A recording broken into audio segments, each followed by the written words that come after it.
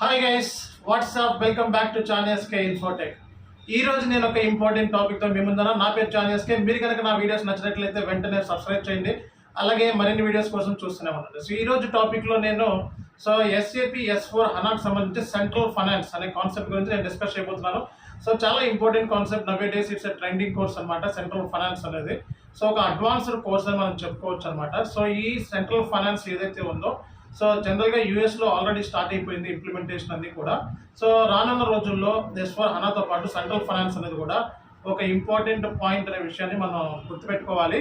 And ఏంటి central finance, ఎందుకు ఇంత ట్రెండింగ్ ఉంది మార్కెట్లో? ఈ కోర్స్ నేర్చుకోవడానికి దగ్గర మీకు టాప్ మోస్ట్ ట్రైనర్స్ అయితే దగ్గర 60,000 వరకు ఛార్జ్ చేస్తున్నారు.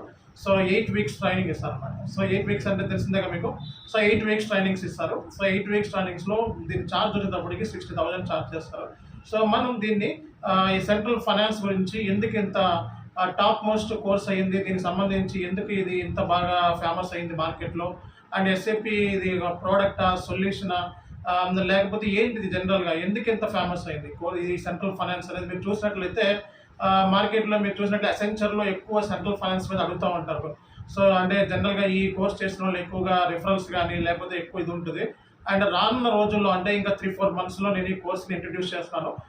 So comparing to the other trainers మనం చాలా సింపుల్గా దీన్ని చెప్తాము అండ్ చాలా తక్కువ ఫీజుతో దీన్ని మీకు నేను ఇవ్వబోతున్నాను. సో ఈ కంటెంట్ మనం చెప్పే ముందు అసలు జనరల్గా ఒక ఐడియా ఇస్తాను. సెంట్రల్ ఫైనాన్స్ అంటే ఏంటి అనేది.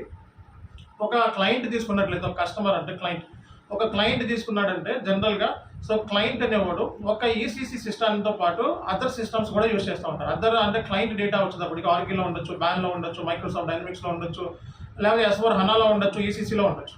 సో క్లయింట్ అనేది ఒక క్లయింట్ ఇన్ని డేటాస్ని అంటే ఇన్ని సిస్టమ్స్ని యూజ్ చేస్తున్నప్పుడు, అంటే ECC కానీ S4 హనా కానీ లేకపోతే బ్యాన్ కానీ లేకపోతే ఆర్కిల్ కానీ లేకపోతే MS SQL any kind of software అంటే సిస్టమ్స్ని యూజ్ చేసినప్పుడు, ఇవన్నీ కూడా సాఫ్ట్వేర్ సిస్టమ్స్ యూజ్ చేసినప్పుడు, సో వీటిలన్నీ సిస్టమ్ అంతా ఒక్కొక్క డేటా ఒక్కొక్క దాంట్లో ఉంటుంది. సో S4 హనా డేటా S4 హనాలో ఉంటుంది, EC డేటా. సో ఇప్పుడు ఈ డేటా అన్నిటికీ కూడా మొత్తం ఒక సెంట్రలైజ్డ్ చేసి, అంటే త్రూ SLT అంటే సిస్టమ్ ల్యాండ్స్కేప్ ట్రాన్స్ఫర్మేషన్, అంటే ఈ మొత్తాన్ని కూడా ఒకే సిస్టమ్తో మనం కనెక్టివిటీ చేయొచ్చు. దాని S4 హనా సెంట్రల్ ఫైనాన్స్ అంటారు, అంటే సెంట్రల్ అనమాట. సో అంటే దీనికి కనెక్టివిటీ వచ్చేటప్పటికి SLT అంటారు, సిస్టమ్ ల్యాండ్స్కేప్ ట్రాన్స్ఫర్మేషన్. అంటే ఈ 80 సిస్టమ్స్ ఉన్నాయి క్లయింట్ దగ్గర. సో 80 సిస్టమ్లో డేటా ఉంది. ఆ డేటాని మొత్తం కూడా ఇక్కడ రిప్లికేట్ చేయాలి. సో మెయిన్ సిస్టంలోకి అంటే S4 HANA central finance through SLT ద్వారా పాసిబుల్ అవుతుంది. సో కాబట్టి లేదా మాస్టర్ డేటా మనం బ్రింగ్ చేయాలి, మొత్తం మాస్టర్ డేటా తీసుకురావాలి, లేకపోతే FI డేటాని తీసుకురావాలి, లేకపోతే CO డేటాని తీసుకురావాలి, PCA తీసుకురావాలి.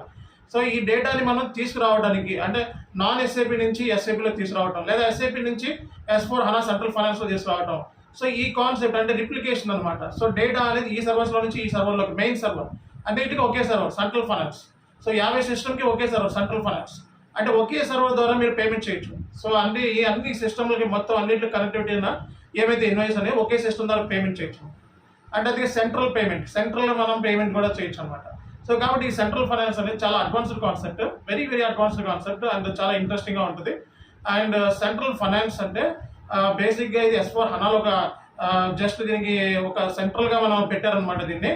సో దీనికి ECC కాన్ఫిగరేషన్ వేరే ఉంటుంది, S4 హనా కాన్ఫిగరేషన్ వేరే ఉంటుంది, అలాగే సెంట్రల్ ఫైనాన్స్ కాన్ఫిగరేషన్ దీన్ని CFIN అని కూడా అంటారు. CFIN కాన్ఫిగరేషన్ వేరేగా ఉంటుంది. సో డేటా మనం మొత్తం కూడా నాన్ SAPలో ఉన్న డేటాని ఈ సెంట్రల్ ఫైనాన్స్తో లింక్ చేయొచ్చు. ఒక 50 సిస్టమ్స్ ఉన్నాయి, ఒక 10 సిస్టమ్స్ ఉన్నాయి అనుకోండి నాన్ SAPలో. మీకు ఆర్కిల్ కానీ, MS SQL కానీ, IBM DB2 కానీ ఇవన్నీ క్లయింట్ యూజ్ చేస్తున్నాడు అనుకో. సో ఈ క్లయింట్ సిస్టమ్ మొత్తాన్ని కూడా ఈ సెంట్రల్ ఫైనాన్స్ ద్వారా లింక్ చేయొచ్చు, అంటే ఒకే సిస్టమ్తో మనం మ్యాపింగ్ చేసుకోవచ్చు అనమాట. సో ఆ ఫెసిలిటీ మనకి ఇందులో ఇచ్చారు. సో ఇది ఏంటంటే సెంట్రల్ ఫైనాన్స్ అనేది వెరీ అడ్వాన్స్డ్ కాన్సెప్ట్. ఇది చాలా మంచి సినారియో. జనరల్గా మీరు చూసినట్లయితే S4 హనాలో మనకి డిప్లాయ్మెంట్ ఆప్షన్స్ వచ్చేటప్పటికి గ్రీన్ ఫీల్డ్ ఇంప్లిమెంటేషన్, అలాగే బ్రౌన్ ఫీల్డ్ ఇంప్లిమెంటేషన్, అలాగే సెంట్రల్ ఫైనాన్స్ అనమాట. ఈ సెంట్రల్ ఫైనాన్స్ సంబంధించి ఫస్ట్ సోర్స్ సంబంధించిన కాన్ఫిగరేషన్ ఉంటుంది. సోర్స్ సిస్టమ్ ఏదైతే ఉందో ఆ సోర్స్ సిస్టమ్ సంబంధించి మెయిన్ రిప్లికేట్ చేయడం, తర్వాత అలాగే ఈ సోర్స్ సిస్టమ్ వచ్చేటప్పటికి SAP అవ్వచ్చు, నాన్ SAP అవ్వచ్చు, లేకపోతే S4 హనా సిస్టమ్ అవ్వచ్చు. ఎన్నింటిలో కూడా దీంట్లోకి తీసుకురావాలన్నమాట. దీంట్లో టెస్టింగ్ ఉంటుంది, డేటా మైగ్రేషన్ అంటే లోడింగ్ యాక్టివిటీస్ ఉంటాయి, అలాగే CO డేటా కానీ FI డేటా కానీ సో అందులో నుంచి ఇందులోకి ట్రాన్స్ఫర్ చేసుకోవచ్చు. అన్నిటికంటే ఇంపార్టెంట్ గ్రూప్ రిపోర్టింగ్ కన్సాలిడేషన్ అనేది చాలా ఫ్లెక్సిబుల్ అవుతుంది. సో క్లౌడ్ అనలైటిక్స్ చాలా యూజ్ అవుతుంది అనమాట.